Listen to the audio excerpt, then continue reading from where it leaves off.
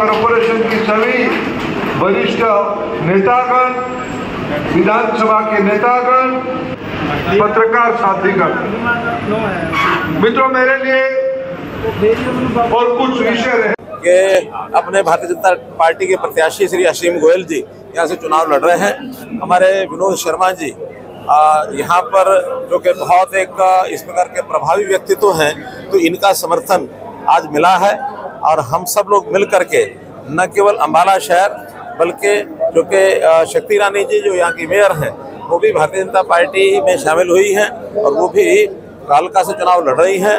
इस क्षेत्र की पूरी लोकसभा सीट पर इनका अपना एक उपयोग होगा, लाभ होगा और मैं विश्वास दिलाता हूं आप लोगों को कि इस लोकसभा की सभी 9 की 9 सीटें हम जीतने वाले हैं। विनोद शर्मा जी का उसमें बहुत बड़ा योगदान है। सर, लगातार कांग्रेस की तरफ से बयान आ रहे हैं शैलजा को लेकर कि चुनाव है इसलिए भाजपा शैलजा जी के समर्थन में है, केवल चुनावी मुद्दा है, शैलजा कांग्रेस की रहेंगी। देखिए, ये उनके घर की दुविधा है, उनको सफाई देनी पड़ रही है। क्यों देनी पड़ रही है? इसका कुछ कारण होगा ना।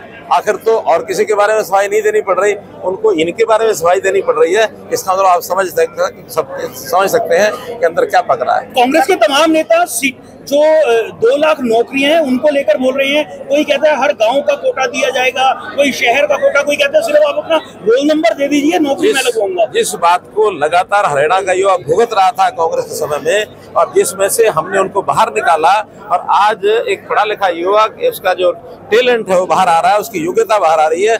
योग्यता वाले बच्चे इस प्रकार से नौकरी लग रहे हैं। अभी मैं एक सरदार जी यहाँ खड़े हैं और उनके 2 बच्चे, उनकी कोई सिफारिश नहीं है, उनके पास पैसा नहीं है। ऐसे सामान्य व्यक्तियों को भी नौकरी यहाँ जो दी है हरियाणा में ग्रामीण क्षेत्र के अंदर, ये विषय सिर चढ़ करके, जादू सिर चढ़ करके उनके बोल रहा है और इसको अगर वापस वो करेंगे तो हमको तो ये अच्छा लग रहा है कि इस प्रकार का भाषण दे रहे हैं, क्योंकि इसमें से जनता उनसे निश्चित रूप से उनके मंसूबे समझेगी। ये तो कहते हैं ना कि ना पल्ले दाने और चली बुनाने, बीच का शब्द नहीं बोल रहा, कांग्रेस चली बुनाने उन्होंने कमले भी से आने। तो इस प्रकार का भ्रामक जो प्रचार कर रहे हैं, ये विपक्ष के नाते उनको करने में दिक्कत नहीं है, करेंगे ही, लेकिन जनता सब समझती है, इसका जवाब जनता देगी। राहुल गांधी जी कहते हैं कि आप जरा विनोद शर्मा, हरियाणा के किस तरीके के हालात हरियाणा में भारतीय जनता पार्टी को तीसरी बार एक स्पष्ट बहुमत मिलना तय है।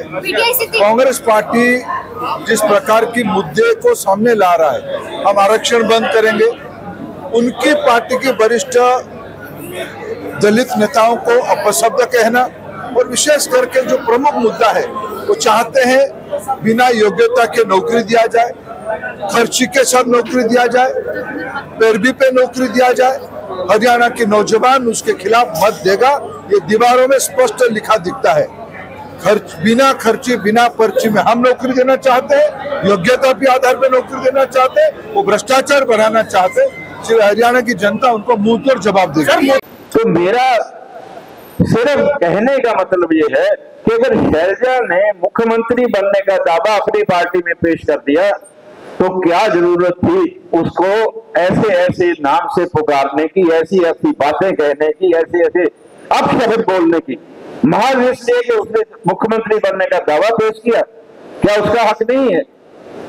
क्या इस देश के शेड्यूल कास्ट स्टेट में मुख्यमंत्री बन नहीं सकते? कौन सी इमारत है?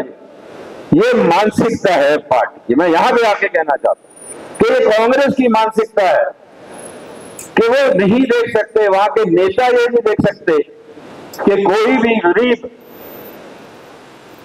कोई भी मजदूर, कोई भी पिछड़ी श्रेणियों से, कोई भी शेड्यूल कास्ट से, शेड्यूल ट्राइब से इस सरकार में मुख्यमंत्री बने, ये वो बर्दाश्त नहीं कर सकते। सिर्फ यहाँ पे जो उम्मीदवार चुनाव लड़ने आए हैं उनके बारे में जितना कहूं वो कम ही होगा। सही कहा माननीय मनोहर लाल जी ने कि वो कांग्रेस के उम्मीदवार नहीं। अगर वो कांग्रेस के उम्मीदवार होते तो उनकी बेटी कांग्रेस के खिलाफ कैंट से चुनाव ना लड़ती।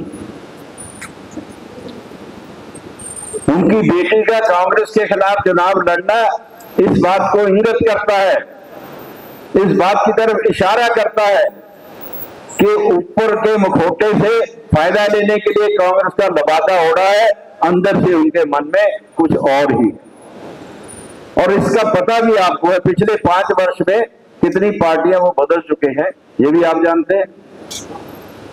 कभी इंडिपेंडेंट, कभी कांग्रेस, फिर इंडिपेंडेंट, फिर कांग्रेस, फिर इंडिपेंडेंट, फिर उसके बाद आप पार्टी, फिर Congress. With in span of 3 months और with in span of 3 years he has changed about 5 parties। हम उस पर क्या भरोसा कर सकते?